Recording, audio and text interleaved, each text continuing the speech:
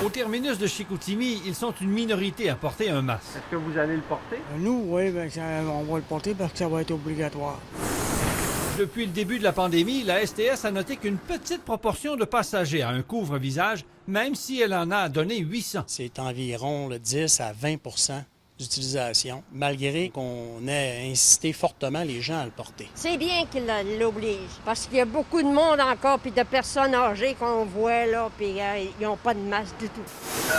Mais avec l'annonce de cette obligation à partir du 13 juillet, les chauffeurs observent que plus de passagers ont un masque. L'augmentation du port du masque, oui, a été remarquée ce matin. Dans l'autobus, oui, toujours. Parce que M. Legault l'a dit. Puis le médecin l'a dit. Portez votre masque dans l'autobus. La vie est plus comme avant, mais il faut s'y faire. On n'a vraiment pas le choix. Il ne faut pas qu'on tombe malade et qu'on meurt.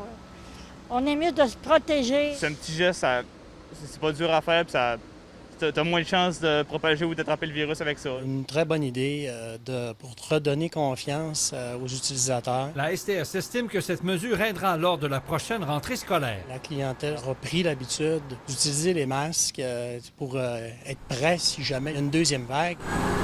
Temporairement, la société pourrait remettre un masque à un usager qui n'en aurait pas au début de la mesure obligatoire. Ce qu'on veut pas, c'est refuser l'accès à un service parce que la personne n'aura pas de masque. Tout le monde devrait porter le masque.